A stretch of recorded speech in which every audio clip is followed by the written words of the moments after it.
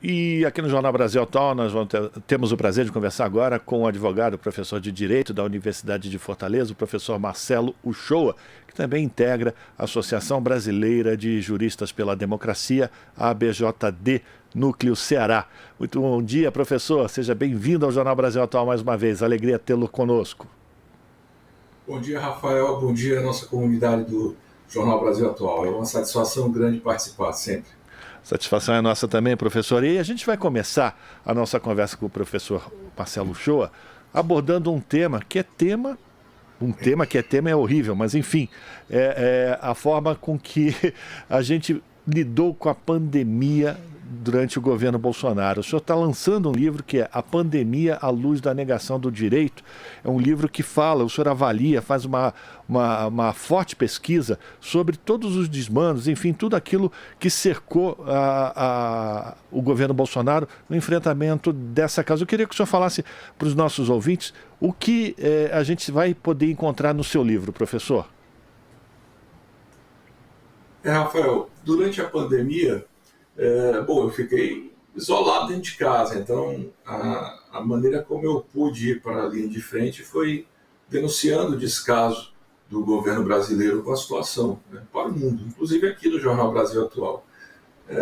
E de forma mais analítica, estudando sobre a situação e produzindo textos, artigos científicos, defendendo em fóruns internacionais.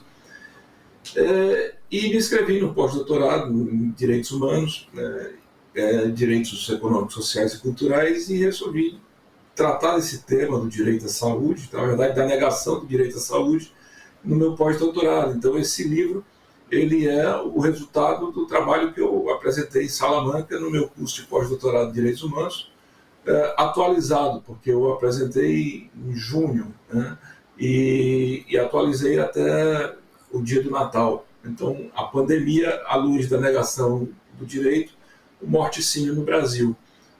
A pandemia não acabou, é claro, a gente tem uma sensação de que sim, porque já está todo mundo se deslocando, já está todo mundo diminuindo nas suas medidas de prevenção de uso de máscara, inclusive porque a vacinação chegou num nível, diria, confortável, né, embora ainda não suficiente, devido a demora do início da vacinação e, claro, por causa da negação, muita gente não tomou a dose de reforço, mas, de qualquer maneira, já há aquela sensação de que a pandemia acabou, mas ainda morreram, né? Nós estamos com a média móvel de 77 mortes, né? Com uma possibilidade de chegada de uma nova variante em função dos problemas novos que aconteceram na China e que já estão nos Estados Unidos. Então, eu acho que o tema não pode cair no esquecimento, né? Principalmente porque a CPI da Covid-19 ela apresentou uma série de solicitações de indiciamento e uma série de recomendações de novas normas e de procedimentos administrativos que precisam ser tocados, e o livro serve para isso, não só para registrar o passado, mas também para projetar o nosso futuro, né? Acho que ficou um bom livro, um livro curto, porque era um trabalho pós-doutorado, mas com um pós-fácil que faz essa atualização necessária. E serve sempre como uma memória para a gente não esquecer os desmandos que foram colocados em prática no Brasil. E já que o senhor falou da CPI da Covid-19, professor, com o fim desse desgoverno e agora a chegada do presidente Lula, o senhor acredita que com a mudança do procurador-geral, ou enfim, com a não necessidade de indiciar o presidente ou de colocar o presidente em investigação, as conclusões da CPI da Covid-19 vão avançar na área jurídica? Acho que sim, Rafael, porque, na verdade, nós tínhamos, além da tragédia da pandemia, a gente tinha a tragédia do Bolsonaro, né? O César Calejão que falou bem, uma sindemia, né? Você juntar um terror de natureza biológica, médica, com um terror de natureza do que há de pior de um ser humano no tratamento daquela situação, deteriorou muito a situação brasileira. Nós tivemos aí centenas de milhares de pessoas que poderiam estar vivas se não tivesse havido, eu não digo nem negligência, sabe, Rafael, porque houve uma conivência mesmo, um interesse por exemplo, em Manaus, de testar a população para a imunização de rebanho. Então, assim, aquela insistência de uso de cloroquina, ivermectina, porque laboratórios estavam ganhando milhões. Né? Aquela tentativa de não aceitar certas vacinas porque tinha interesse em contratar outras mais caras. Quer dizer, o governo jogou com o vírus e agora não. Agora, o que há de diferente é que nós temos um governo em que, desde a transição, os integrantes do corpo de transição já alertavam para o esquema deficitário de vacinação e a nova ministra se comprometendo em vacinar, em trazer essa ideia de prevenção, de autocuidado. E a gente acredita que as investigações também serão liberadas, porque a ideia no governo passado era um sistema todo que existia para frustrar qualquer tipo de investigação. Embora o STF tenha dado decisões importantes para o cuidado na pandemia, e mesmo o parlamento, no primeiro momento com o auxílio emergencial, a gente sabe que Polícia Federal, que Ministério Público Federal ficaram muito travados. Agora não, agora cada um vai ter que fazer agora cada um fica livre para fazer o que tem que ser feito. E eu acredito que essa discussão vai ser retomada. Inclusive, já havia pedido de extradição do Renan Calheiros, o senador Renan Calheiros já havia, inclusive, solicitado a extradição do Bolsonaro para responder aqui as implicações da Covid. Mas, é claro, foi atropelado pelos fatos em função da tentativa de golpe de Estado do domingo retrasado. Senão, a pandemia, os crimes da pandemia por si só justificariam uma ação concentrada do Estado, porque o Bolsonaro está indiciado em 10, né? São 10 crimes que ele precisa responder. Apenas da pandemia, né? Sem falar dos inquéritos de fake news, sem falar dos atos antidemocráticos e desses últimos que aconteceram mais recentemente.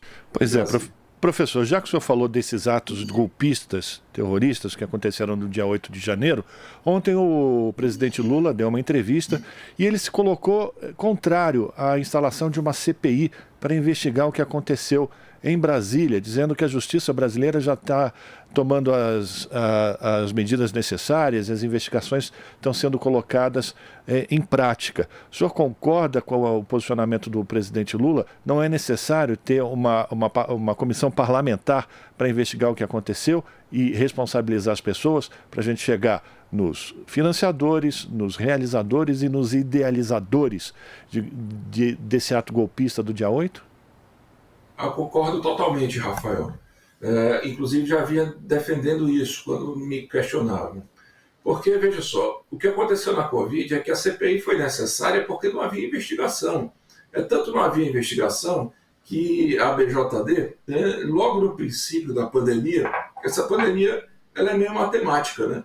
Ela saiu da China, ela foi para a França, ela foi para Itália, depois ela foi para a Espanha, depois ela foi para a França. Se sabia que ela ia chegar no final de fevereiro, começo de março no Brasil, e inclusive uma lei foi promulgada, um decreto para facilitar a repatriação dos brasileiros que estavam em Wuhan, mas o governo tomava medidas efetivas com relação ao isolamento social, à quarentena, e a BJD entrou com uma representação do escritório da Procuradoria do Tribunal Penal Internacional, porque o Ministério Público aqui não agia, né? Então, assim, com muita dificuldade, havia uma ou outra investigação pontual, mas a gente não teria chegado a informações importantes na pandemia, como, por exemplo, das ações do Ministério das Comunicações para que o povo fosse para as ruas, ou como aquela discussão de colocar o povo de Manaus para a imunidade de rebanho, ou como a discussão do aplicativo, que não tinha efetividade nenhuma, apenas receitava medicamentos ineficazes, o gabinete paralelo que agia independentemente do Ministério da Saúde, o valor cobrado de propina em cima da vacina. Ninguém teria sabido de absolutamente nada daquilo se não tivesse havido CPI, porque foi a investigação que aconteceu. Agora não. Agora a situação é diferente. Você vê A Polícia Federal investigando, você vê o próprio Ministério Público interessado em saber das circunstâncias do que aconteceram. Então, se as estruturas policiais investigativas estão acontecendo, não há necessidade da CPI. O que há necessidade, de fato, é o Congresso se mobilizar em torno das pautas que são importantes para tocar o país adiante. Porque nós temos aí 4 anos de destruição e, sem dúvida alguma, esse espírito de alavancamento do Brasil não pode ser uma coisa só do Executivo. Precisa contar com o Legislativo e também com o Judiciário. Porque as instituições policiais estão funcionando.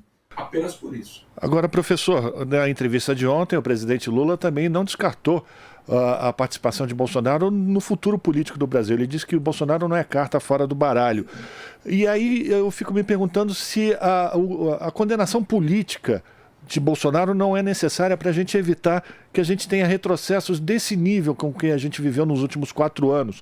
A justiça, junto com a política, não tem que andar de mãos dadas para evitar que a gente tenha, de novo, a possibilidade de um retrocesso no país, do ponto de vista democrático mesmo, das instituições?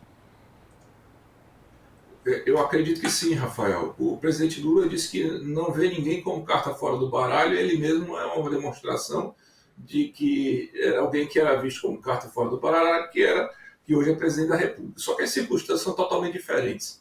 O Lula ele não foi absolvido porque o juiz era suspeito, ele foi condenado porque o juiz ele era parcial, era um juiz que traiu a toga, era um juiz que traiu a própria justiça, era um juiz que fez um justiçamento, que trouxe para si a acusação, a investigação, o julgamento, a condenação e a prisão para as mãos dele. É um juiz que hoje está provado que é um malandro, né?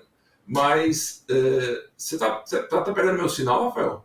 A sua imagem está travada, professor, mas a gente consegue acompanhar o seu áudio. Então, por enquanto, vamos assim. Vamos esperar que então a gente tenha a retomada do sinal de vídeo. Mas o seu áudio está chegando perfeitamente, professor. Tá certo. Nesse caso, não. Nesse caso é diferente. O Bolsonaro, uma vez incriminado, ele não será por ausência de justiça. Pelo contrário, é pela aplicação da justiça. Foi ele que cometeu a injustiça. Eu não vejo ele como carta fora do baralho hoje, mas sei que ele estará carta fora do baralho amanhã. Porque ele precisa, de fato, responder e ser responsabilizado por essa escalada de crimes que ele cometeu durante o governo, essa delinquência quanto mais, sobretudo, Rafael, e principalmente, agora trazendo mais para cá, esses atos, sim, que aconteceram no dia 8, porque não há a menor dúvida de que ele tem uma responsabilidade em torno disso. Ele incentivou, ele animou essas pessoas, ele entusiasmou, ele chamou para as ruas, em nenhum momento ele disse vão para suas casas, ele não reconheceu o resultado da eleição, saiu do Brasil antes de passar a posse, então ele tem uma responsabilidade direta, isso tem que ser investigado, os agentes dele que estavam no Brasil também, o ministro da Justiça dele estava fora do país. Então, assim, isso precisa ser investigado. Eu acho que ele tem tudo a ver com isso. Foi o que ele quis desde o princípio. Ele nunca apostou na democracia. Ele é um antidemocrata por natureza. E anunciou várias vezes que iria dar esse golpe, Rafael. Nós passamos 4 anos sendo atemorizados por um presidente terrorista que ficava o tempo todo mantendo o povo sob pressão, mantendo o povo nesse ódio eterno, nesse medo eterno, pois agora que se responsabilize por isso. Para a gente terminar, professor, rapidamente, já que enquanto a gente ainda consegue ter pelo menos o seu áudio corretamente conosco. Eu prefiro ir e voltar. Então vamos lá, vamos fazer rapidamente uma ida e volta, professor, só para a gente poder encerrar essa nossa conversa e ter a sua participação, a sua imagem. Eu vou continuar aqui conversando com os nossos ouvintes, as nossas ouvintes. A gente está conversando com um advogado, professor de Direito da Universidade de Fortaleza, a Unifor, professor Marcelo Shoa, que também integra a Associação Brasileira de Juristas pela Democracia, a ABJD, Núcleo Ceará, falando sobre a situação do ex-presidente Bolsonaro, à luz do que aconteceu no dia 8 de janeiro, mas também recuperando todos os fatos que aconteceram durante a pandemia da Covid-19, que acabou resultando num livro que o professor está lançando agora, que chama A Pandemia à Luz da Negação do Direito. Esse é o resultado de um trabalho desenvolvido pelo professor Marcelo Shoa, nos estudos de pós-doutorado em Direitos Humanos na Universidade de Salamanca, na Espanha, em junho do ano passado. Mas como o professor Marcelo Shoa já reafirmou aqui, ele fez já uma atualização e então as informações elas chegam atualizadas até o final do ano passado. Retomamos aqui o contato com o professor Marcelo Shoa. Professor, agora sim, temos imagem e som do professor Marcelo Shoa. Para a gente terminar, professor, diante de tudo que o senhor já passou para a gente, a possibilidade de Jair Bolsonaro ser preso, caso retorne ao Brasil, ela cresce em função, inclusive, das investigações dos atos do dia 8 de janeiro, somado a tudo que ele realizou nos últimos 4 anos? Cresce, Rafael. Eu não sei, eu não sou punitivista, mas por mim o Bolsonaro já estaria com prisão preventiva decretada. Todas as ações dele, todas as manifestações são no sentido de quem tem algo a temer por ter agido em relação ao dia 8. E aí precisa ser imobilizado lá nos Estados Unidos para que venha para o Brasil responder aquilo que ele precisa responder. Aí o problema dele é com a justiça, né? Como eu tenho dito, o Lula não vai perder um segundo da vida dele pensando no Bolsonaro. Agora, o Bolsonaro tem um problema com a justiça. Ele sabe disso. Ele disse isso enquanto presidente. Eu não quero ser preso igual a Jeanine Áñez. Eu não quero... Ele sabia disso a todo momento. Mas é importante que também não seja só ele, que seja todo um núcleo, né? Todo o seu núcleo e que a gente tenha paz, Rafael.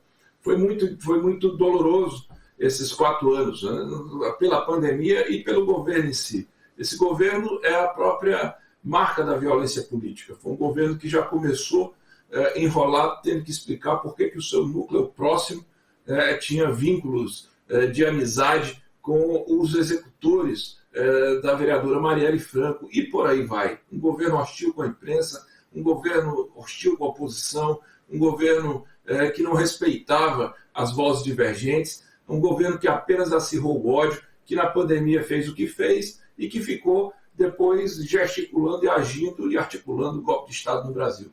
São atos contra o Estado Democrático de Direito e o Bolsonaro precisa pagar por isso. Pelo menos uma vez na vida, né, Rafael?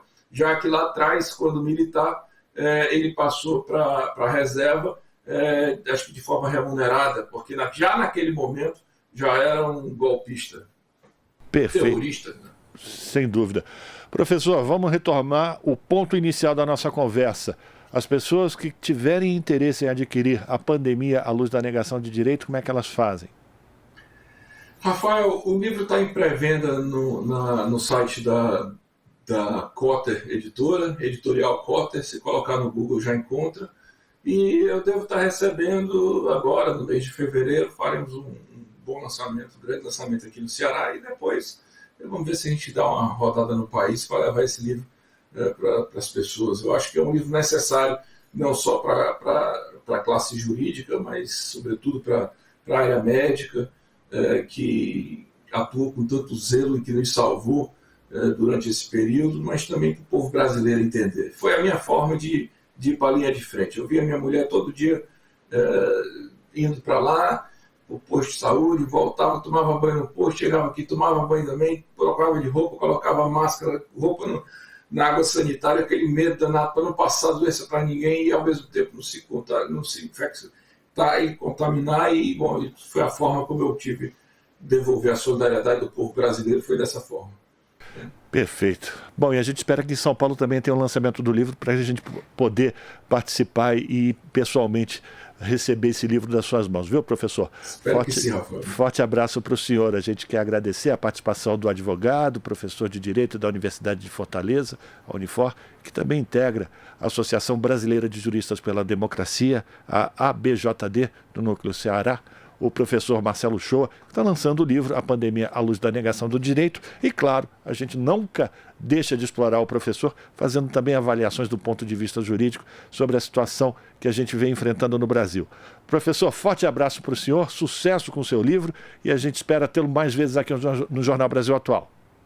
Um grande abraço, Rafael, um abraço forte a todo mundo, Zé Maria, Marilu, Glauco, enfim, estou realmente querendo ir aí até para fazer essa visita a vocês, viu? Vai ser uma alegria. Eu chego aí. Vai ser uma alegria, professor. Um grande abraço. Um abraço. Conversamos com Marcelo Shoa aqui no Jornal Brasil Atual. Estamos apresentando Jornal Brasil Atual. As notícias que os outros não dão.